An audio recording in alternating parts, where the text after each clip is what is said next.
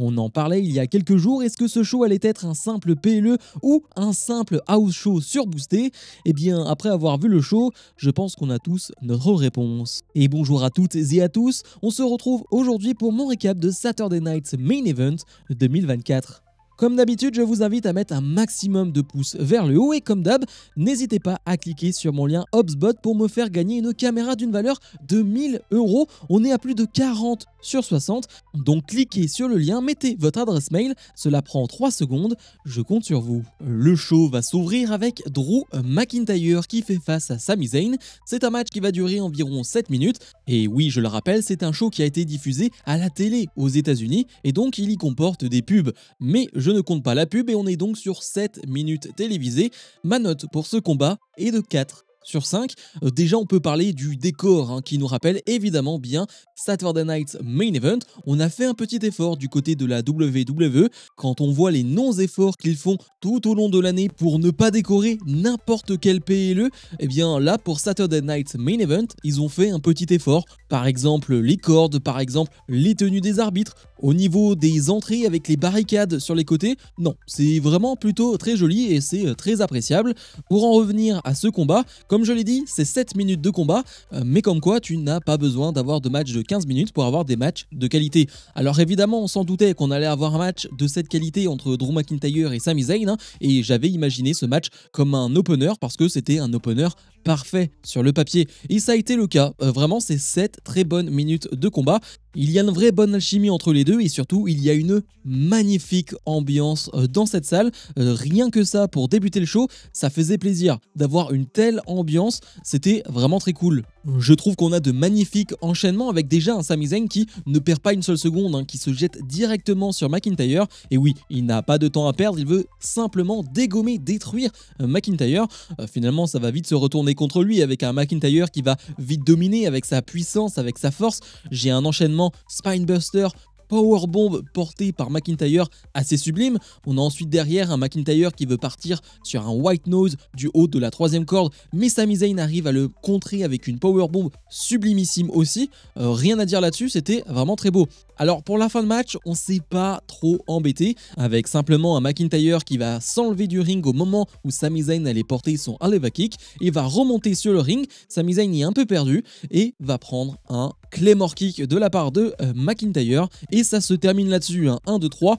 Finito pipo. C'est vrai que oui, c'est un peu court, 7 minutes télévisées, je le rappelle, c'est un peu court, mais on s'en doutait un peu avec ce show télévisé justement, avec les pubs, avec le nombre de matchs. C'est un show qui doit durer environ 2 heures, on n'a pas énormément de temps, et je me doutais que ce match n'allait pas durer 15 minutes ou plus, mais en 7 minutes, ils ont vraiment fait du très très bon boulot.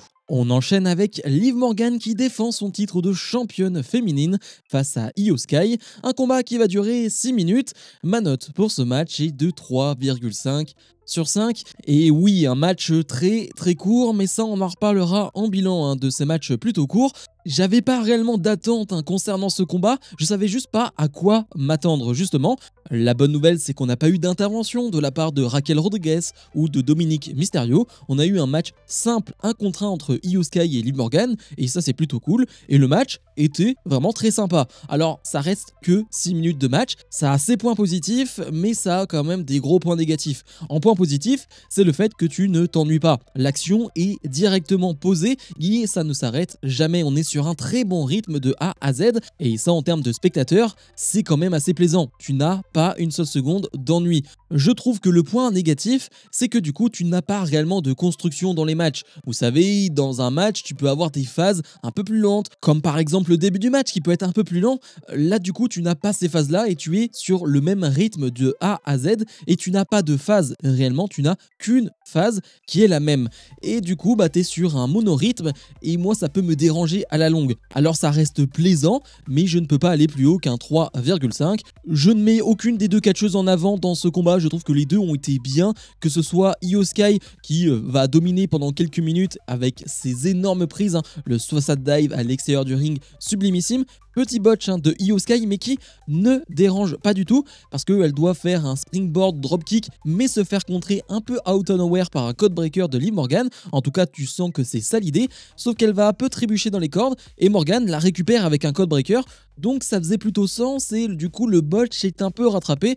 En tout cas, j'ai pas trouvé ça moche. Pour le coup, Liv Morgan est donc seule, sans Dominic Mysterio ou Raquel Rodriguez.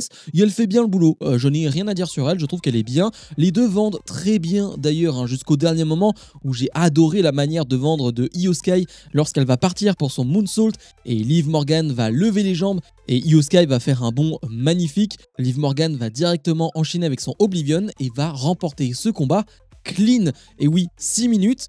Victoire clean, tout est assez parfait pour Liv Morgan, la soirée parfaite, sauf que après elle va célébrer avec Dominic Mysterio et Raquel Rodriguez et Rhea Ripley va simplement venir la confronter. Alors il ne se passera rien, mais on te fait comprendre que la suite c'est toujours Rhea Ripley face à Liv Morgan. On peut possiblement imaginer ce match pour le premier Raw sur Netflix qui est déjà chargé, mais je serais absolument pas étonné. Gunther défend son titre de champion du monde poids lourd face à Finn Balor et Damien Priest, un combat d'environ 8 minutes. Ma note pour ce combat est de 4 sur 5, un match qui a d'ailleurs mérité les This is Awesome du public en fin de combat, et je trouve ça plutôt mérité. Je parlais d'un rythme qui était un peu trop monorythme justement sur les matchs précédents. Là pour ce match-là, ça me dérange beaucoup moins parce que c'est un match à 3 et on sait comment ça fonctionne les matchs à 3. Tu as un rythme assez élevé parce que justement, tu es à 3 et donc n'importe qui à n'importe quel moment peut revenir dans le match et changer la physionomie du match, et c'est un peu ce qui va se passer. Alors j'ai beaucoup aimé la prestation de Damien Priest, la prestation de Balor est plutôt bonne et la prestation de Gunther est excellente aussi. Je mets 4 parce que je prends du plaisir. Alors ça ne va pas plus loin que ça, ce qui est presque dérangeant parce qu'encore une fois on n'a que 8 minutes. Je parlais des pubs tout à l'heure, mais la pub est pas hyper dérangeante comme sur les matchs précédents, c'est-à-dire qu'elle arrive au bout de 2-3 minutes et ensuite on n'a plus de pub, on suit le match normalement comme un PLE normal, donc c'est pas trop dérangeant, ça ne te fait pas réellement sortir du match, ça c'est une très bonne chose. Mais pour en revenir à ce match, ouais, on a à peu près tout ce qu'on attendait. La guerre Finn Balor Damien Priest qui prend beaucoup de place dans ce match, mais en même temps Damien Priest va être assez souvent face à Gunther, et d'ailleurs les moments avec eux sont vraiment très bons, mais en même temps on a déjà vu leur match, et on sait que les matchs entre Gunther et Damien Priest sont de qualité, donc on n'est pas choqué. J'attendais beaucoup de Balor dans ce combat, il a fait du Balor. Alors c'est pas du mauvais Balor, c'est du bon Balor, mais c'est pas extraordinaire, c'est juste du bon Balor. Après je ne peux pas lui en vouloir non plus, comme je l'ai dit, c'est 7-8 minutes de combat, tu peux pas non plus en faire des tonnes, tu peux pas non plus être exceptionnel, je trouve, dans un match à 3 avec 7-8 minutes, c'est compliqué. Peut-être qu'avec un peu plus de temps, Balor aurait pu en montrer un peu plus, mais ça n'a pas été le cas. J'aime beaucoup l'enchaînement final avec un Gunther qui va revenir dans le match alors que Damien Priest et Balor s'étaient occupés de lui avec le Razor's Edge, avec le coup de grâce. Eh bien Gunther revient, énorme powerbomb sur l'escalier sur Damien Priest, énorme dropkick dans le coin du ring sur Finn Balor, enchaîné avec une powerbomb, victoire de Gunther qui conserve. Et oui, désolé Arwax, oui, petite dédicace à toi. Balor n'est pas champion du monde comme on pouvait s'en douter, pas de changement de titre, et on commence à se poser une question, est-ce que ce show finalement va avoir un changement de titre ou non? Réponse un peu plus tard. Finale pour le tournoi pour le titre de championne des États-Unis féminine. On retrouve Chelsea Green face à Michin, un combat qui va malheureusement durer 5 minutes. Ma note pour ce match est de 3 sur 5. Ce qui est dommage, c'est que c'est peut-être l'affrontement le moins bon entre les deux. Elles qui ont eu une histoire il y a quelques mois ont eu vraiment de bons matchs du côté de SmackDown. Et bien là, je trouve que le match est sympa et parfois pas bon, et le finish rattrape la chose.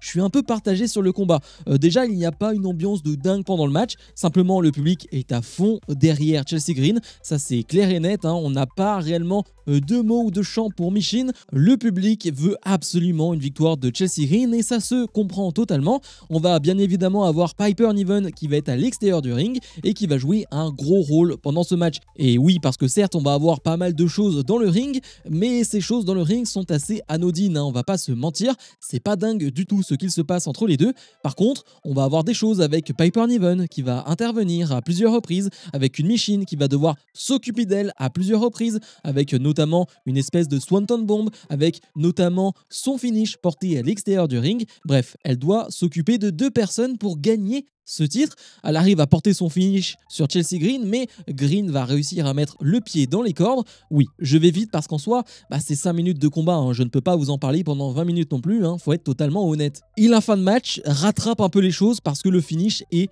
sublimissime. On a une énième intervention de Piper Niven, mais on est dans le coin du ring et là, Chelsea Green va se retourner d'une manière pour se retrouver en position de ce hand prayer, son finish qui ressemble à un kill switch, hein, tout simplement, mais elle se retourne dans le coin du ring d'une manière avec les bras de Michin. C'est magnifique et c'est très fluide en plus. Il y a une sublime réaction du public, ça fonctionne très bien et Chelsea Green va réussir à porter son finish et remporter ce combat et devenir la première championne US féminine de l'histoire. Je l'avais dit auparavant, peu importe qui gagnait ce combat, j'étais content. Michin, Chelsea Green, j'étais heureux, les deux pour moi méritaient ce titre et c'est donc Chelsea Green qui a été choisi, ça me va très bien. On verra bien la manière dont ce titre sera booké dans les prochaines semaines, les prochains mois, ça va être intéressant à suivre. Un premier titre de la mid-card féminine, est-ce que Triple H va réussir à s'en sortir?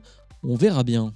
Et dans le main event, on retrouve Cody Rhodes qui défend son titre de champion de la WWE face à Kevin Owens, un match qui va durer un peu moins de 10 minutes. Ma note pour ce combat est de 4,25 sur 5, ça reste selon moi le meilleur match de la soirée, mais j'ai quand même quelques problèmes avec le match. Mais ça, on en reparlera. Intéressant de voir que c'est Jesse Ventura qui va commenter ce combat, alors que Pat McAfee avait fait son retour, eh bien il le remplace pour ce match, et Jesse Ventura est très très drôle parce que il va commenter ce match comme si Cody Rhodes était le heel de ce combat, il le déteste, et il m'a fait énormément rire, et on peut noter aussi que Cody Rhodes va faire son entrée, pas avec sa ceinture habituelle, mais avec la Winged Eagle Belt qui est sublimissime, et on sait que Cody Rhodes adore le old school, et bien là ça lui va parfaitement bien cette ceinture, j'ai trouvé.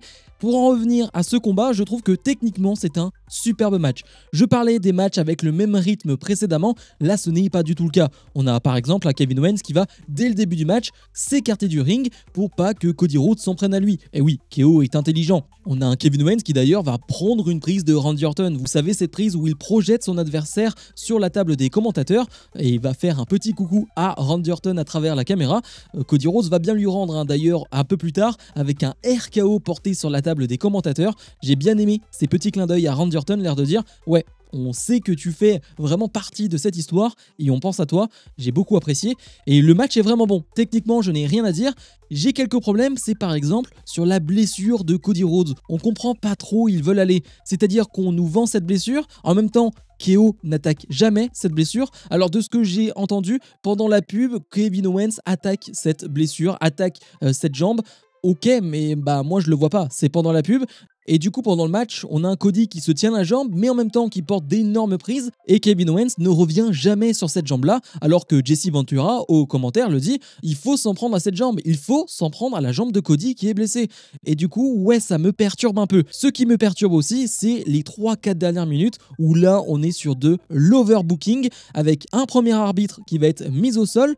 Du coup, Kevin Owens va réussir à porter son finish, 1, 2, 3, il fait le tomber, mais il n'y a pas d'arbitre. Ok, c'est quand même une situation normalement où c'est le babyface qui est confronté, c'est-à-dire faire le tomber mais l'arbitre ne peut pas faire le tomber parce qu'il n'y a pas d'arbitre. Là c'est le heel, mais ça va rajouter encore un peu plus de haine à Kevin Owens contre Cody Rhodes, c'est une évidence. Et puis on va encore avoir un arbitre qui va être mis au sol et là Cody Rhodes a quand même une attitude un peu de heel, c'est-à-dire qu'il va se servir de la chaise de Kevin Owens qu'il avait ramené sur le ring, il voulait s'en servir et va porter son crossroad dessus. L'arbitre va réussir à faire le tomber et donc victoire de Cody Rhodes. J'ai trouvé ça très bizarre, c'est-à-dire que si tu me dis que le heel dans cette histoire c'est Cody Rhodes, je peux te croire totalement. Et non, ce n'est pas lui, c'est bien lui le grand babyface de la compagnie, donc j'ai trouvé ça un peu particulier. Je comprends dans l'idée, dans le sens où, je dois tout utiliser pour battre ce Kevin Owens qui est capable de tout, justement, et à noter, parce que le show va se terminer là-dessus, que Kevin Owens va s'en prendre à Cody Rhodes après le show. Je dis bien après le show, c'est des vidéos qui vont être postées sur les réseaux sociaux, avec notamment un pile driver, cette prise interdite qu'il avait déjà portée à Randy Orton, et on a une petite interaction entre Kevin Owens et Triple H, où on voit un Triple H qui le pousse presque, hein. Il y a un vrai truc entre les deux. Donc ouais, cette histoire entre les deux, entre KO et Cody n'est pas terminée, et c'est tant mieux parce que j'adore cette histoire. Mais ce match-là, je ne sais pas ce que vous en pensez, mais j'ai trouvé booké tellement bizarrement.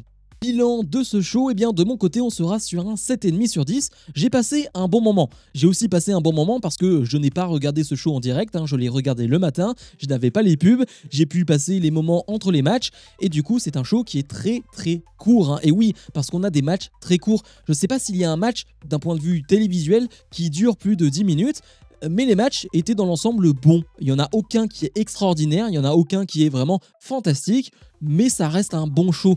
Et c'est toute la question, à quoi fallait-il s'attendre? Un vrai PLE, un vrai house show? On est un peu entre les deux, même si ça ressemble à un gros house show surboosté. C'était un gros point d'interrogation sur moi. Qu'allait être ce show? Eh bien, j'ai eu ma réponse. C'était un bon show, c'était fun, honnêtement, j'ai passé un bon moment, mais est-ce que ce show change totalement la WWE? Est-ce que ce show était nécessaire ou utile? Eh bah, j'en suis pas sûr et certain. Donc, dites-moi en commentaire ce que vous avez pensé de ce show, et d'ailleurs, dites-moi si vous l'avez vu en direct, si votre ressenti est le même. Comme d'habitude, je vous invite à mettre un maximum de pouces vers le haut, à vous abonner, et nous on se retrouve dès la semaine prochaine pour d'autres vidéos. Salut, salut!